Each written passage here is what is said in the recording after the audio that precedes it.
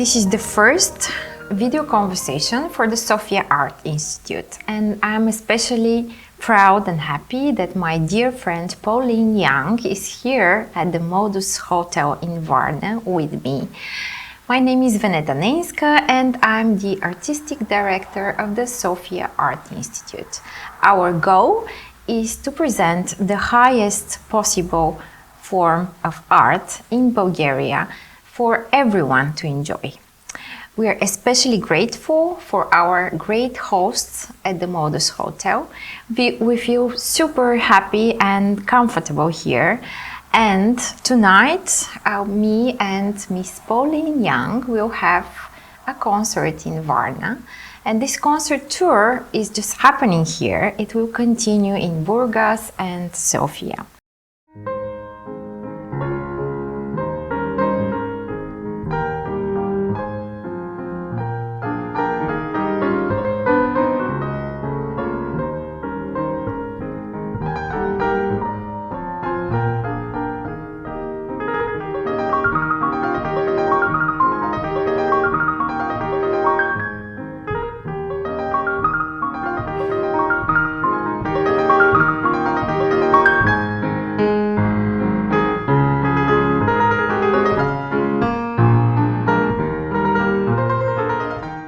Polin Yang is a great friend of mine. I have known her for more than 20 years through our studies at the University of Southern California, where we both studied with the renowned professor, Mr. John Peri. We are both piano players, so the topic of this conversation will mainly be music, arts, and some other interesting things. Pauline, welcome in Bulgaria. The first city you landed in and the first city you saw is Varna. How do you feel here? I am having the best time. I love to travel, and I often feel that I live to travel. And it's so special for so many reasons to finally get to be in Bulgaria, where I have so many friends who came from here, including yourself, of course. And I've dreamed for many years of getting to visit your beautiful country, and always hoped that I would get to see more than, say, just one city. And so I'm so grateful to you and to the Sophia Art Institute and to all the partners for giving me this amazing chance to get to see and play for and to meet so many of the Bulgarian people and to get to see more of your country. So I'm so thrilled to be here. Varna is so beautiful. I am delighted to see the sun, especially at this time of year, and just walking along the beach and seeing and feeling how peaceful it is it's such a joy.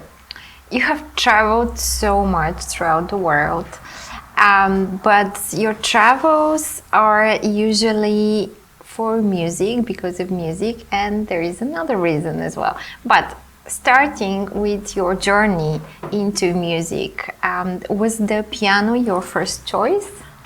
It was, actually. So I remember when I was 4 years old, I asked my parents if I could start learning how to play piano. And they felt that I was too young. And the family also didn't have money to be able to support piano lessons. But they mostly used the fact that I was too young as the reason. So they said, maybe when you turn 5, we'll think about it. And so they thought I would forget about it. And then, but you did not. No. You see where this is going. So then on my 5th birthday, I remember waking up and telling them, well, I'm 5 now. So amazing memory for yes. a 4-year-old. True, I really wanted to learn how to play, and I loved music always. And so I asked them if I could indeed start learning how to play piano. And I think they were a little bit stunned at first that I didn't remember. And then I think it became, uh-oh. And so the family really had to scrape together from so much hard work, some money to be able to finance a piano, first of all. Yeah. We didn't have furniture yet when we first moved to New Jersey from New York. And so no sofas, no tables yet, practically. And I was asking for a piano. And so they really wanted to be able to support what I said I wanted to do, though, and so that they and I could at least explore if this was something that could become a true passion, or maybe already was a true passion waiting to be discovered further, or if it was just a pipeline dream. Okay. But either way, they wanted to at least explore this. And so I'm very grateful to my parents for making their best efforts. I can't say enough about how much they put in to do so.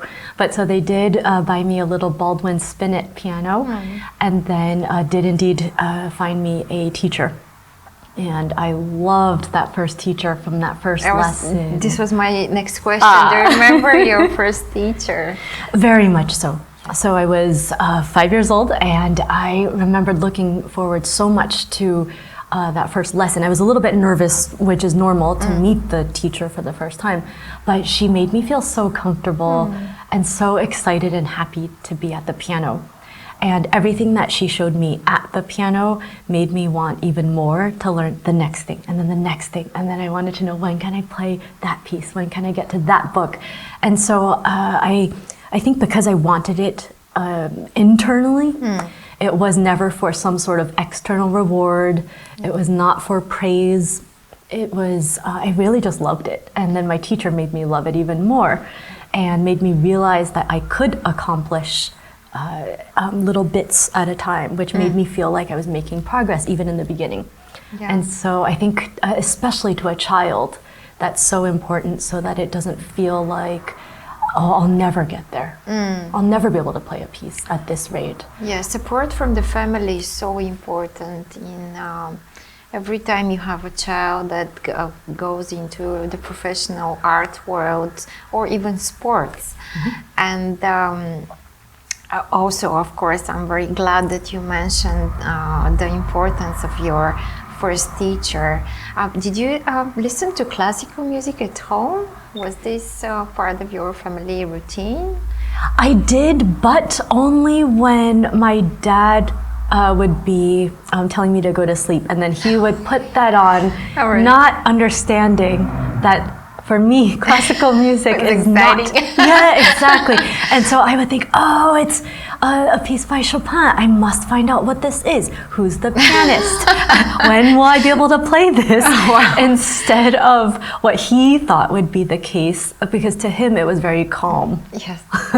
And so he never really understood that that really just stimulates my mind and inspiration even more. Okay. And but I loved listening to classical music. That said, that also was not the only type of music I listened to at home, because of my father's very wide-ranging tastes. Okay. And so he made sure that I at least also listened to other genres as well. But I'm really grateful that I did have access to classical music to be able to listen to, because in many parts of the world where I've traveled, I'm skipping ahead a little bit, but I've met a lot of people who have not had the access to classical music. And so one, they don't necessarily know what it is or that it exists, or if they do, then they have a preconceived notion about it. Normally, based on what they've told me, the classical music will make you fall asleep. Right, exactly. Yeah, I hear that a lot, which always breaks my heart. Okay. And I think it's part of our roles to help change that.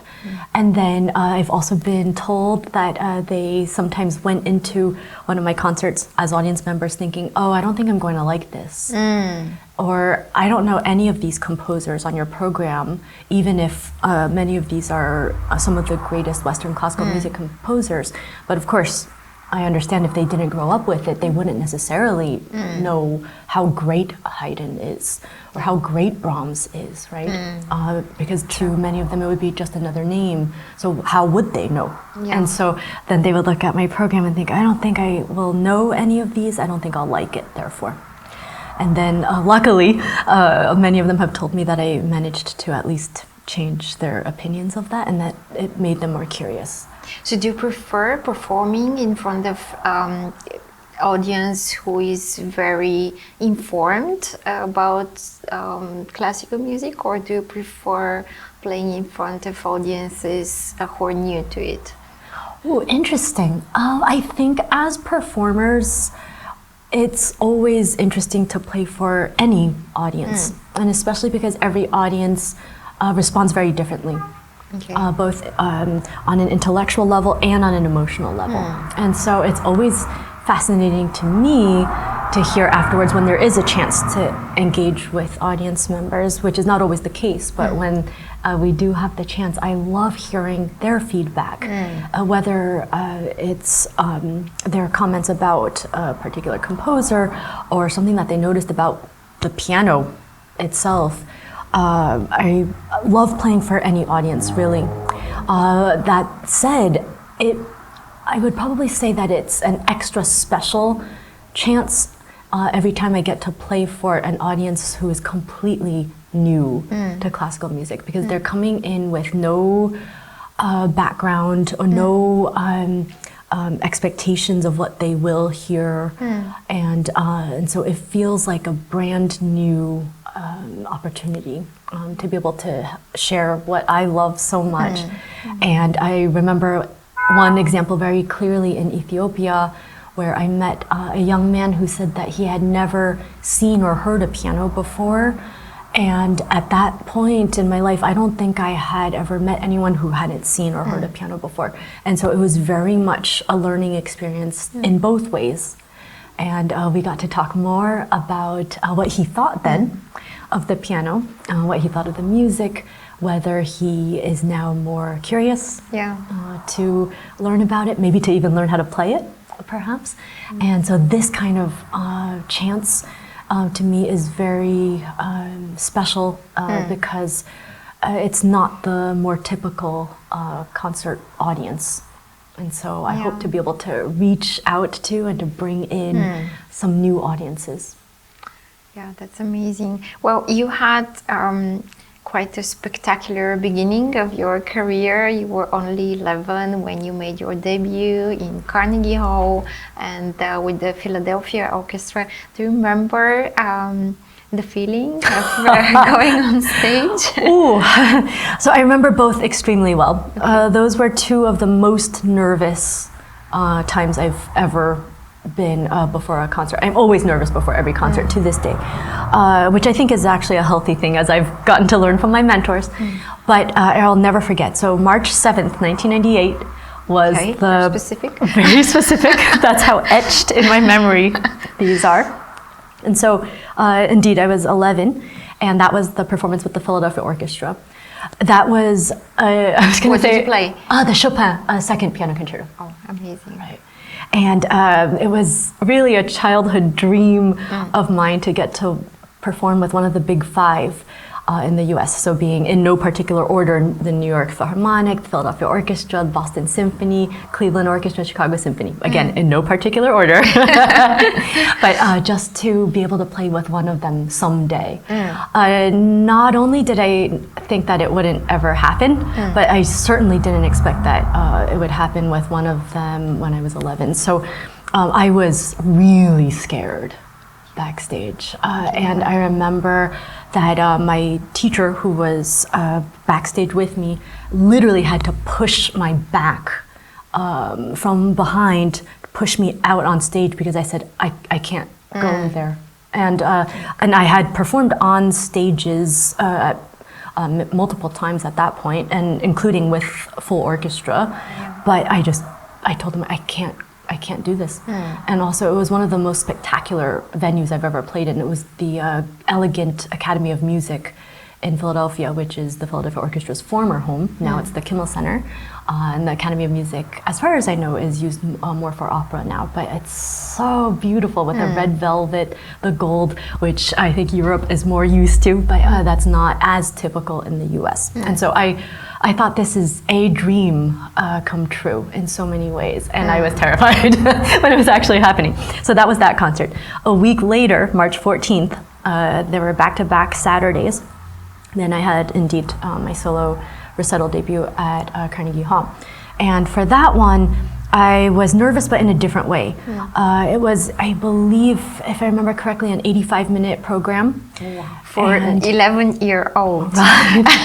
Right. Phenomenal. And normally before a concert, I'm never hungry. Okay. Nor do I eat, whether I'm hungry or not, before a concert. I was going to ask you about your pre-concert routine, but yeah. Oh yeah, we'll be happy to share. Yeah. So before that concert, I remember it was about maybe 20 minutes before the concert start time.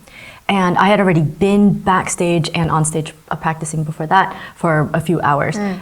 Had no signs of hunger leading up to it. In the last 20 minutes before the concert, I told my teacher, I am starving. Feed me. Right. And he said, seriously, now? You're literally about to go on stage. And I said, I am starving. I think I might pass out if I don't eat something. Yeah. And so he said, don't pass out. I'm going to go across the street to Carnegie Deli and I'm going to get you something. But I really hope you are being serious about this. So he goes out as quickly as he could, brings me back a sandwich. He comes back and I say, I'm not hungry. I'm so nervous. Oh my God. Yeah. And I think he just didn't know what to do with me at that point. But of course, I played the concert and then just, it's a learning process with the nerves. I think most of the time, once we're out there, then it feels much better than it does backstage. Certainly not for everybody, but I know for many of our friends and colleagues that seems to be the case. And I would say for myself, it's mostly the case. And you were asking about pre-concert rituals. Yes, do you nap or do you do something special before a concert?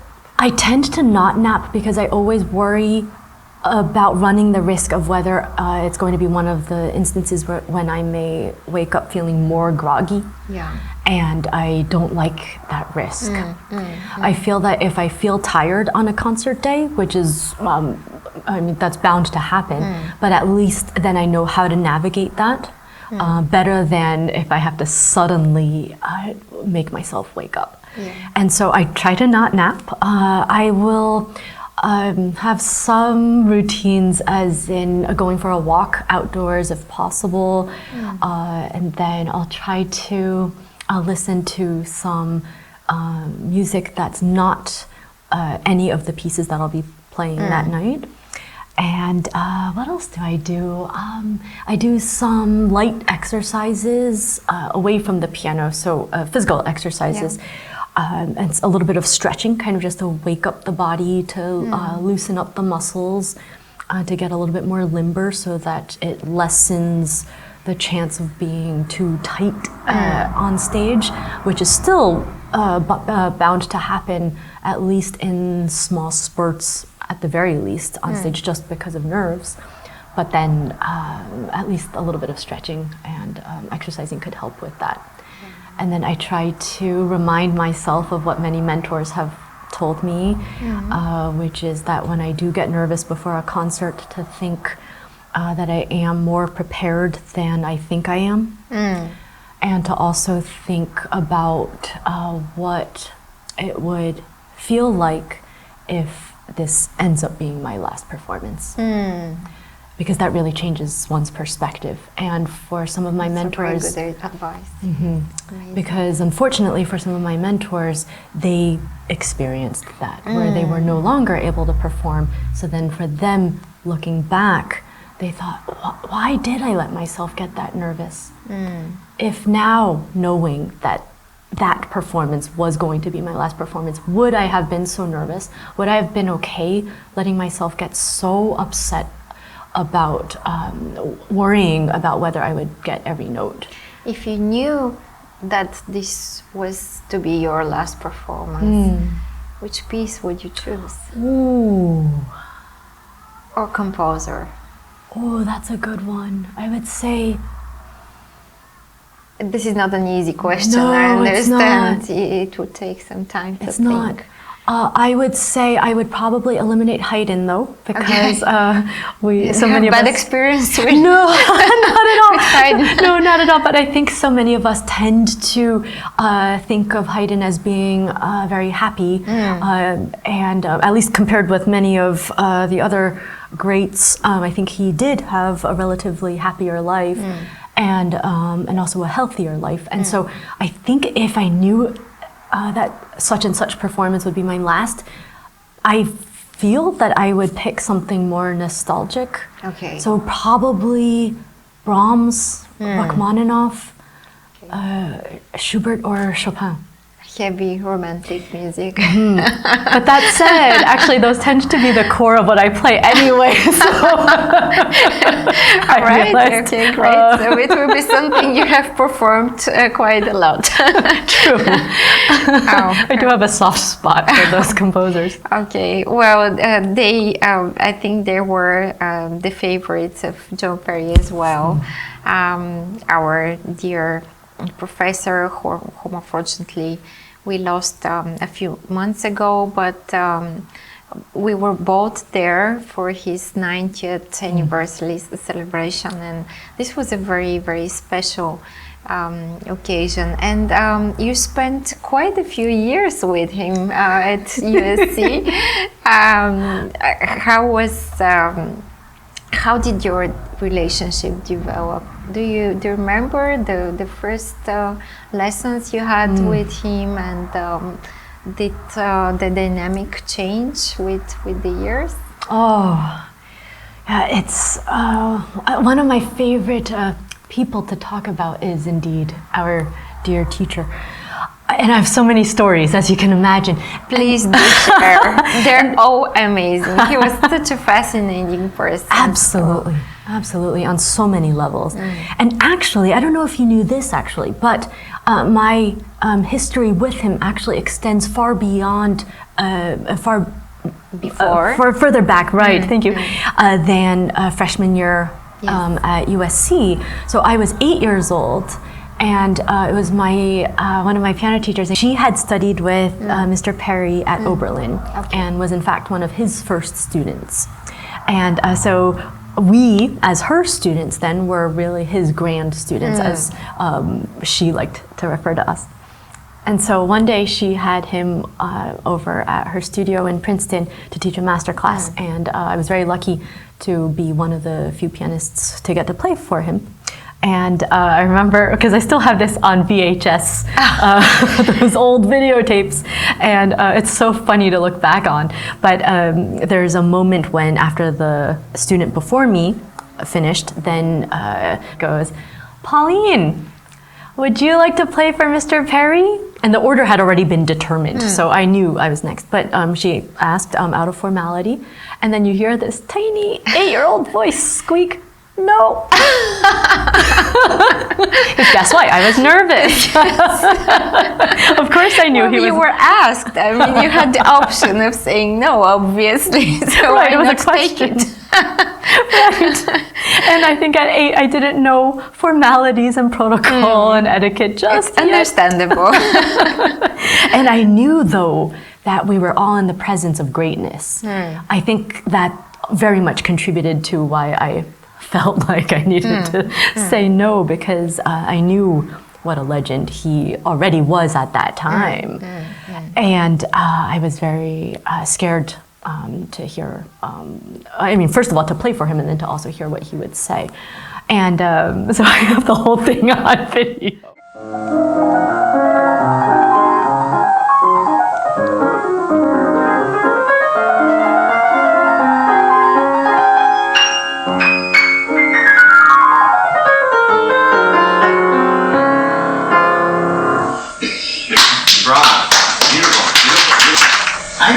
I couldn't play a piano that was that much bigger than me, and I had to stand up to play it.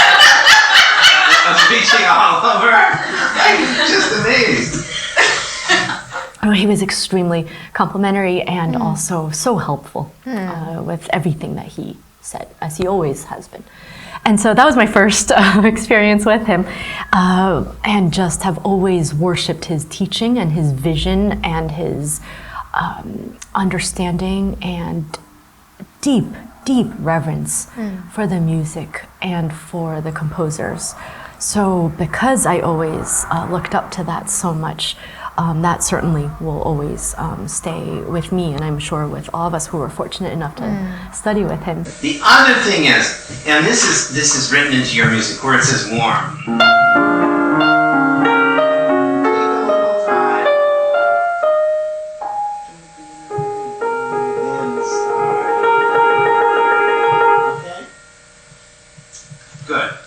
Then my freshman year at USC, I remember still being nervous. Actually, in fact, looking back, I don't think there was a single lesson with him where I wasn't nervous.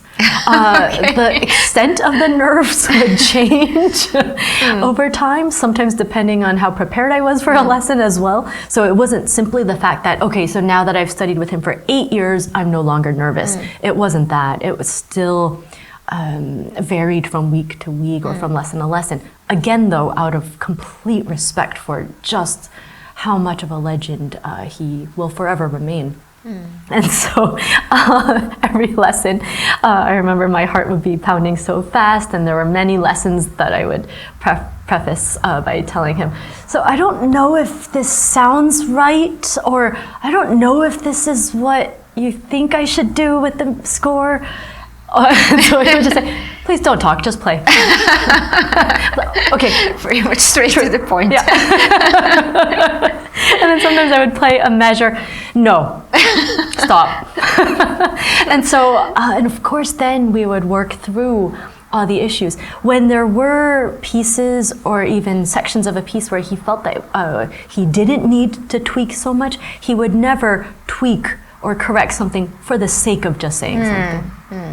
Unfortunately, too many teachers do that, where they feel that the student, or if let's say younger than the parent too, if observing the lesson, may feel, well, but if I don't say anything about this section, maybe they will think that I don't have anything to say. Luckily for us, we never had to worry about that with Mr. Peri. No, one of the qualities I admired him the most for was his total honesty. Which was sometimes brutal honesty. Absolutely. But we really needed this to learn that actually in art, this is one of the most important qualities to look for. Right. Being honest. Otherwise, I think that he taught us that there is no other way. Right. So this was one of the greatest lessons, at least for me. Absolutely. Absolutely.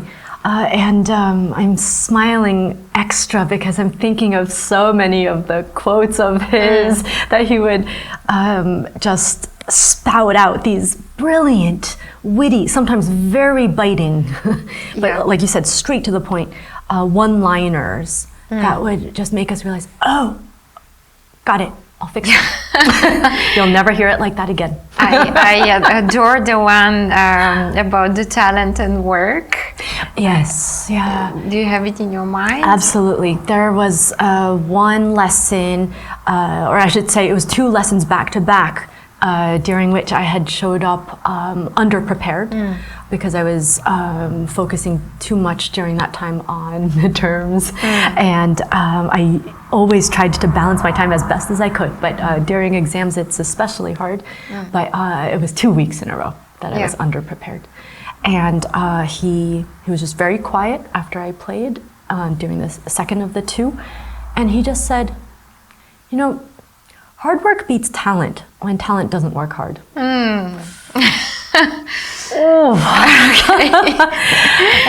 Something to remember. Yeah. And then he went on to talk about how he felt I was wasting my talent and that it wasn't even, he didn't even say that I was wasting his time, but he said that I was wasting my talent, which he said that to him, that's worse above all. And so that really struck a chord, and I told him, okay, that won't happen again. Yes, his standards were impossibly high, but again, there was no other way for him, and There is no other way really in music and art.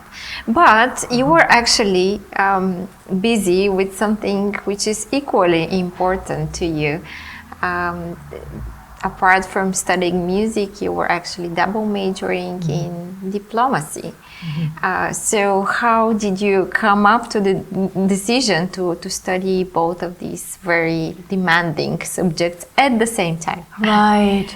It was actually quite lucky for me because it was from the international concert travels from when I was 11, mostly to Europe, that I realized how much I loved learning about the world. And that extended far beyond music. But then also at the same time realizing that understanding more about the world and about different countries and cultures and peoples and languages would also help me further understand the music of the composers who I was playing as well. And so it was a combination of that plus realizing from all the fascinating people I had the great fortune of meeting around the world on these travels, how much I wanted to learn more about them and about their countries.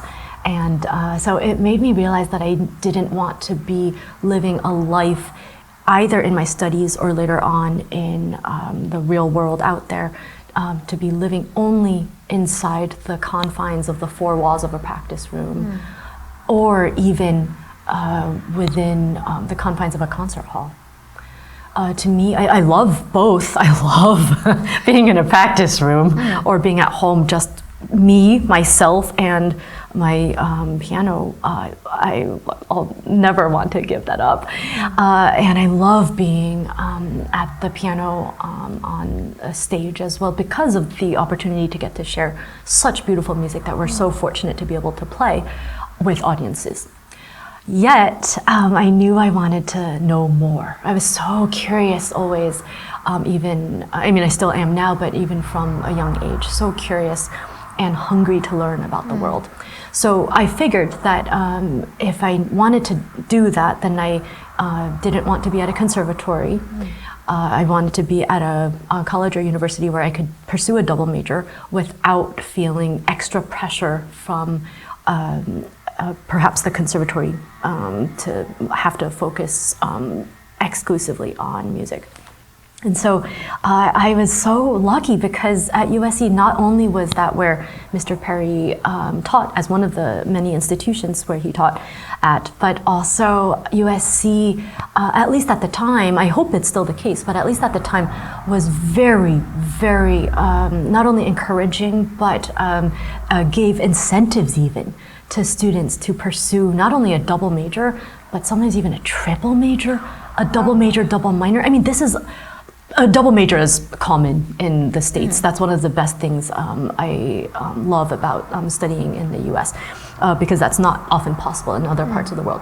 That said, USC made it that much more, I wouldn't say easy, because it's certainly not easy to do, as you alluded to, but certainly made it more possible to do that, and therefore they encouraged students to do that. So it became the norm that people were studying multidisciplinary fields, because thanks to former President Sample, who believed in having Renaissance students, Renaissance scholars out there in the world who would study and be curious about much more than one field, because he always felt that that would make everyone not only a better student of the world, a better citizen of the world, but also just a better human in general. And so USC really made that possible. And so I knew that I wanted to learn more about international relations and diplomacy, but I felt that in order to do so, I would do myself some good by studying political science first, in order to have a better grasp and a more wider and deeper understanding of the foundation, and also to better understand US government institutions and political science, or the study of government in the US, before I would be branching out to study international relations. That's certainly not a prerequisite to study IR or diplomacy, but just I felt I would be feeling better prepared if I were to take that route. So indeed, my double major at USC for 5 years was political science and piano performance. And then I loved every minute of it. After that, I stayed for another 1 year for a graduate certificate program in piano performance with Mr. Peri, during which I was very lucky to get to perform internationally. That was the expectation under that program, actually, while still being under full student status. And then I did a 2-year master's in piano performance, still with Mr. Peri. And then at the end of that, so that was 8 years, and then he was telling everybody, some people are slow learners. And then after that, I then moved to Boston to study for my second master's, which was in international law and diplomacy. And that was at the Fletcher School of Law and Diplomacy at Tufts. And that's actually the oldest exclusively focused on international relations graduate program in the United States. And so that started as a program at Tufts and Harvard, and then now is housed at Tufts on the campus. And then the curriculum is somewhat flexible, so you have the opportunity to kind of curate to some extent the course load that you feel would be most appropriate for your career path and career interests. At Fletcher itself, at all the different schools at Harvard, at MIT, as well as some of the other partner schools that Fletcher has. And so that was also very much an eye-opening experience, and I could certainly talk more about that, but I could go on and on. So, no, this is a phenomenal student learning experience, and I've always been in awe of how many things you're juggling at the same time, because it's not just music and diplomacy. I know that you're a huge fan of ballet, of sports, of Olympics, and that you have quite a few special friends from these various subjects and fields in life. I know that you're a good friend with Michelle Kwon, whom we all admire, and I was going to ask you who are the most inspirational people you have met in your life. I'm sure that there are many, but can you maybe pick a few from different fields? Sure, absolutely. And also, I'm so glad that you mentioned the bit about the Olympics and my connection with so many friends who are Olympic athletes from so many different countries and in so many different sports. I rarely get to talk about that side, and a lot of times because there's not necessarily an easy or obvious or immediate connection with what we do. And so a lot of times in interviews it doesn't come up, and so then it feels sometimes unnatural for me to bring it up. But I was actually thinking about that, because family is equally important in both cases when a child goes into the arts world and into the sports world as well. I mean, this is hugely important. It is impossible if the whole family is not involved. So in my mind, sport and arts are connected in this way. But sorry to interrupt. No, thank you for saying that, because you took the words right out of my mouth. I could not possibly agree with you more. I wish more people, especially in the music world and more broadly speaking in the arts world, would know that and would take the time to also study the lives and backgrounds and the processes of how Olympic athletes train, because it's so connected also to what we do, the mental preparation, working with psychologists sometimes of how to get in the zone, how to get past a mistake that happens for us in a concert, for them something that happens in competition.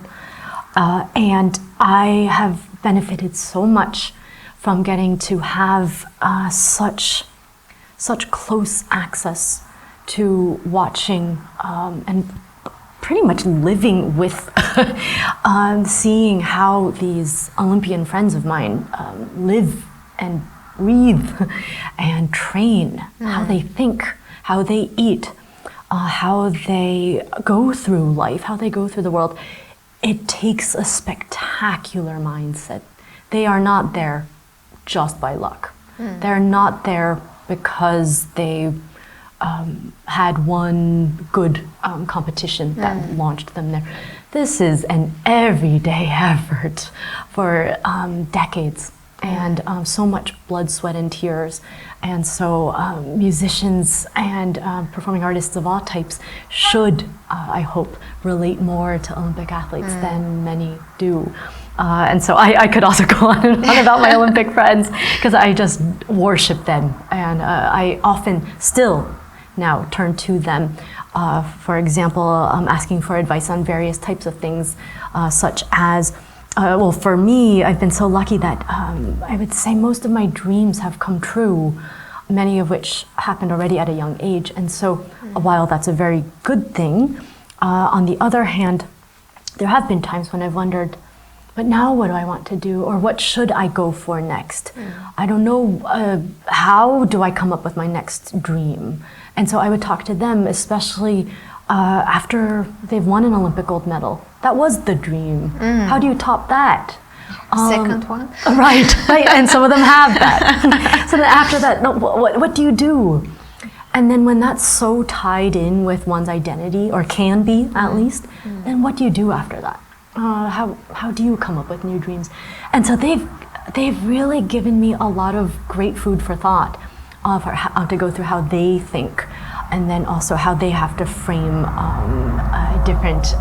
And also there is a big difference, because we can go on with performing for pretty much our whole life.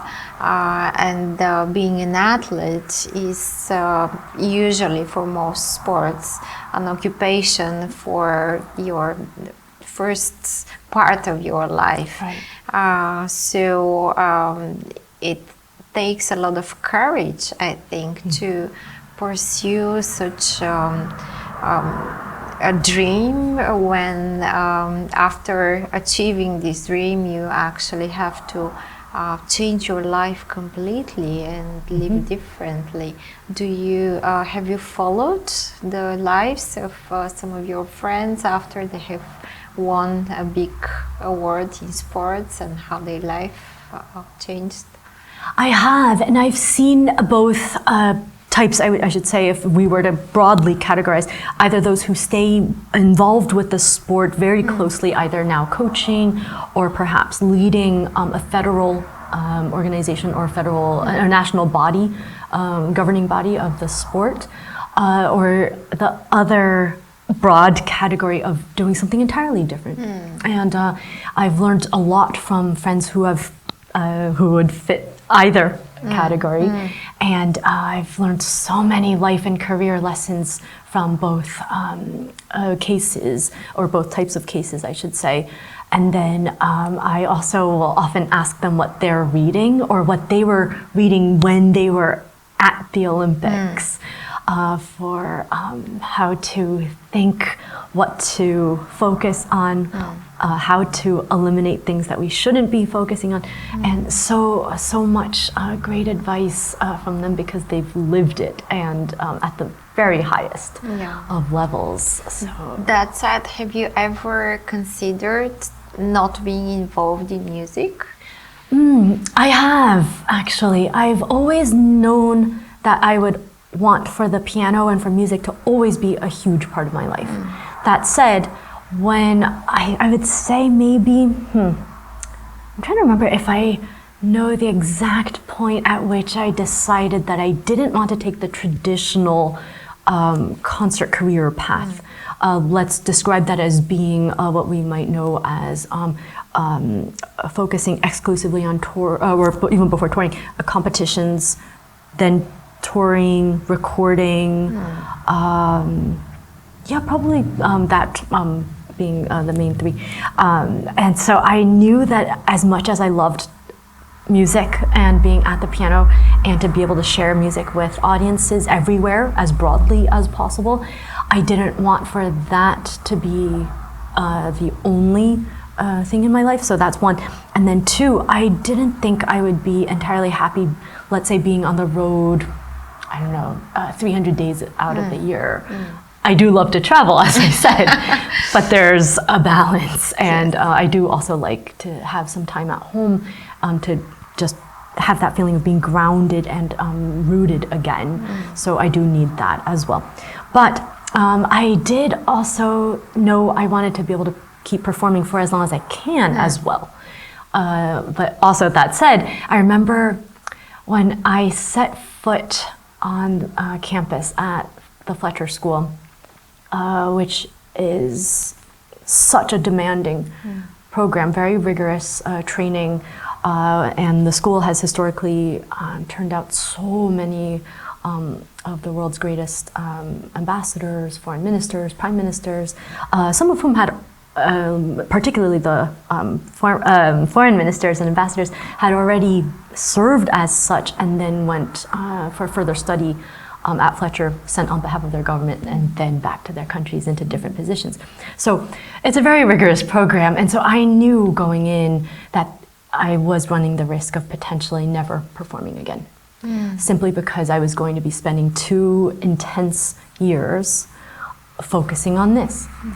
And I remember feeling very bittersweet physically entering the doors of the school. I was very honored to have been accepted, no question about that. But just, I remember thinking, not am I making the right decision, but just, will I be okay with myself living the rest of my life if I don't get a chance to perform again? And I thought, yes, I think I would be okay with it. But again, it was not a definitive answer. It was, I think I would be.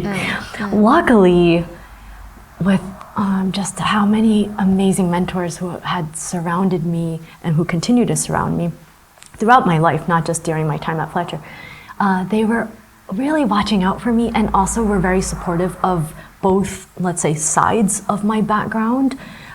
And so they wanted to also help make sure that I would be able to continue the bridging of the two, and or to be able to pursue each separately, if that's the option that I would then choose.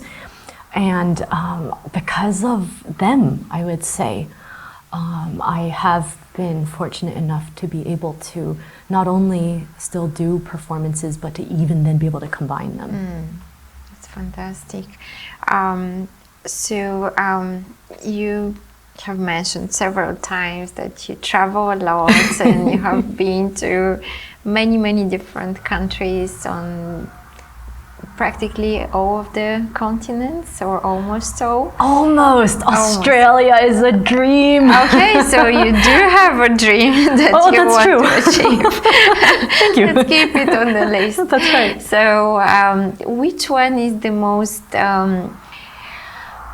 unexpected country you liked? I mean, where you went and you didn't have very big expectations, but you actually enjoyed it, or had a special and memorable experience. Or maybe question. A few, I don't know, if you have one specific. Sure. Maybe I'll give 2 examples. So one would be Nigeria. Okay. Unfortunately, leading up to my trip there, all I knew for some time about Nigeria was mostly from what I had been hearing from the media. And unfortunately, a lot of the news that I had been reading and hearing, let's say, was not always in the most positive light. And so if that's all I knew about Nigeria for some time, and then was sometimes studying case studies or historical examples of some of the most turbulent times in Nigerian history, then I was only learning about one side of the country and of the people. And so that was a very unfair assessment of how the country really is and how the people really are. So I was so lucky to be invited by one of my dearest mentors and who has also become one of my dearest friends. I love talking about her at every chance I can get because she really made my dream come true to become a U.S. Arts Envoy for the U.S. Department of State. This is Ambassador Mary Beth Leonard, a 3-time U.S. ambassador, first to Mali, then to the African Union in Addis Ababa, Ethiopia, and then to Nigeria.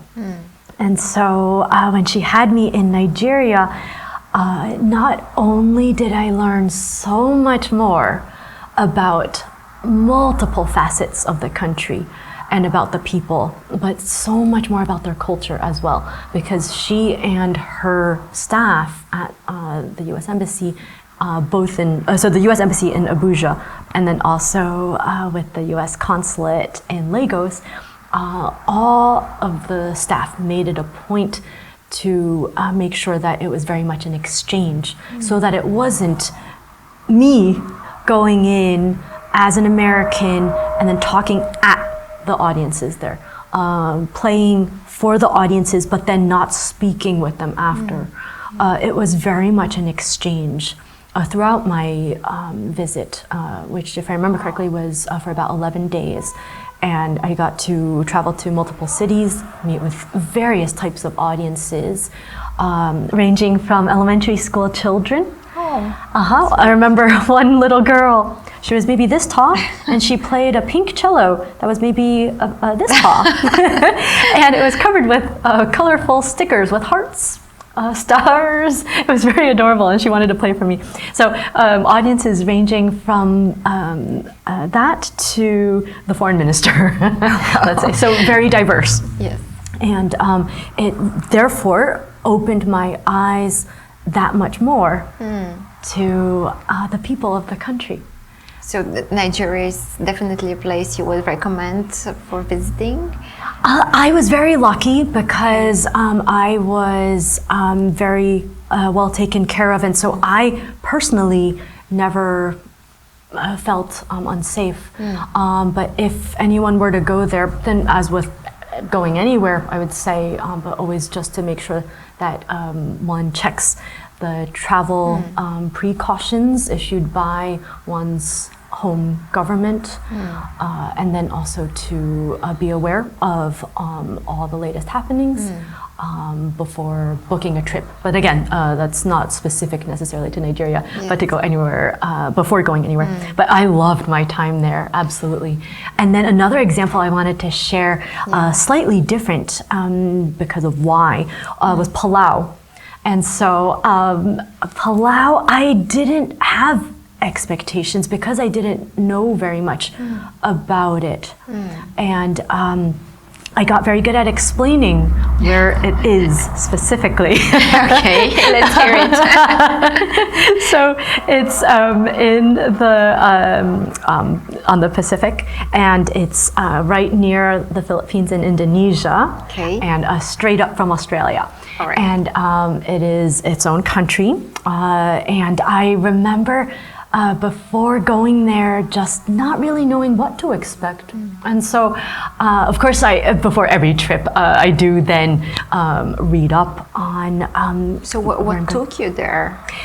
So another dear friend and mentor who has also been a close friend of Ambassador Leonard's. And one of the many things I love so much about her is how well she connects everyone within her very wide circles.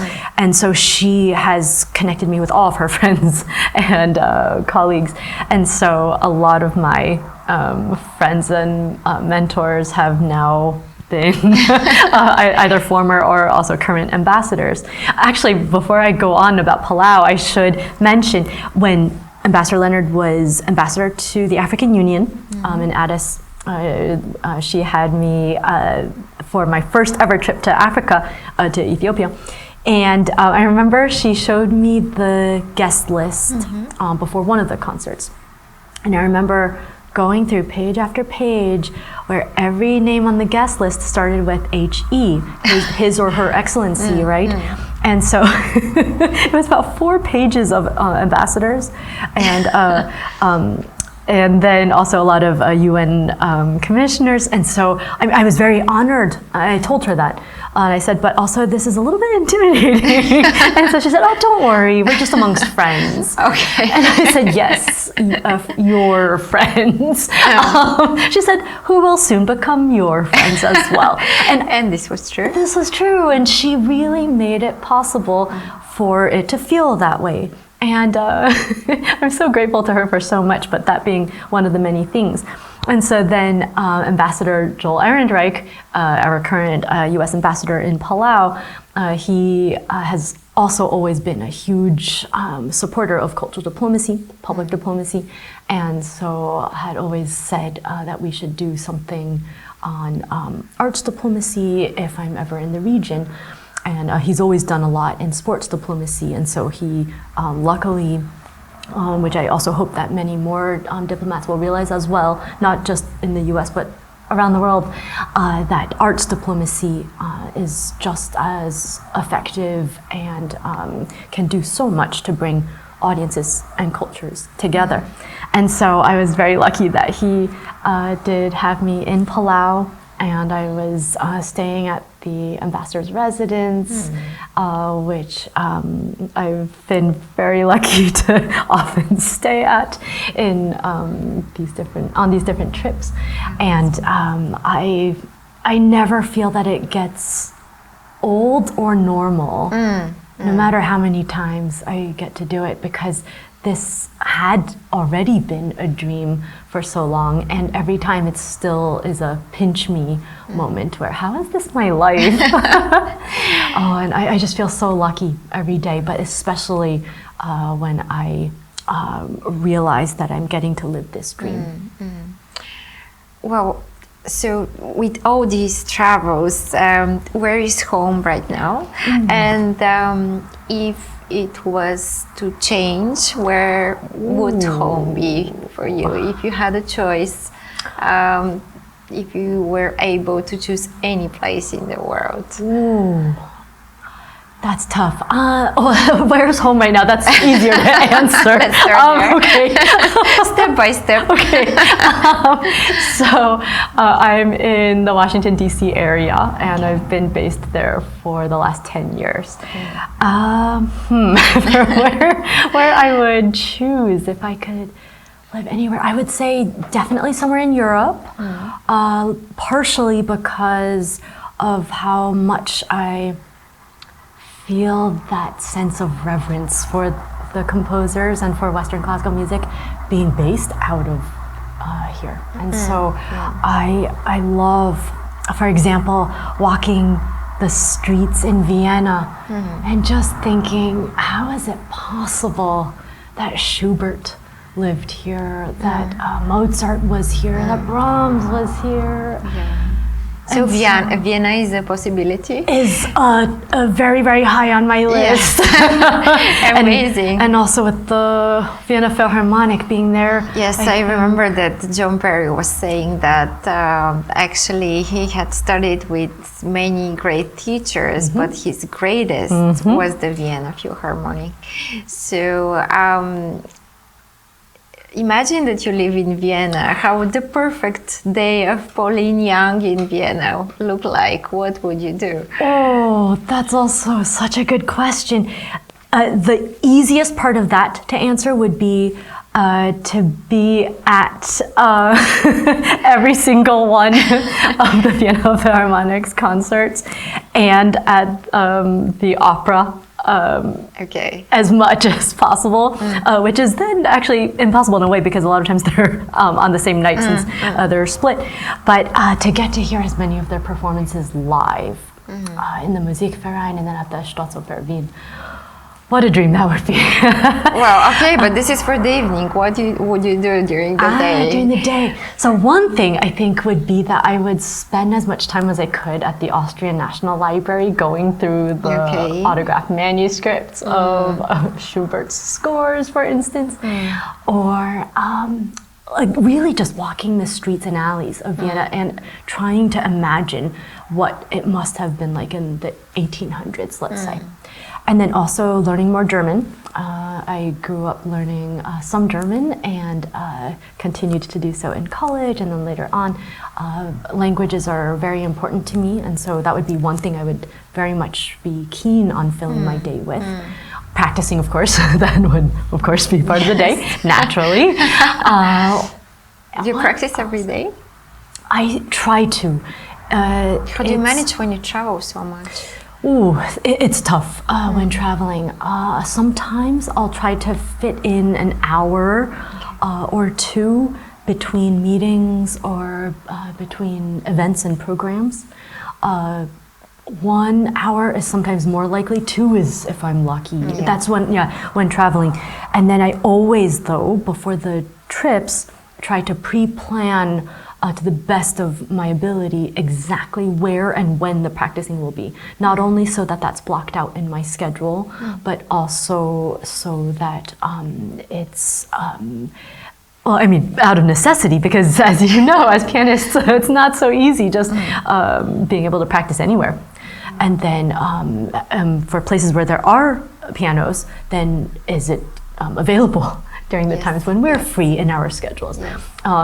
To which I should pause and mention how much I appreciate, by the way, when you had carved out in my schedule here a good chunk of time for solo practice as well as some rehearsal time for us.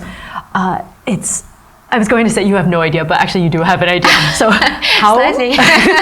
just how comforting it is. And so to anyone out there listening, organizing concerts for pianists, block out specific times and not just 1 hour. But yes, we need time. It's true. Yeah, it's important. So I was wondering how you manage. Last question.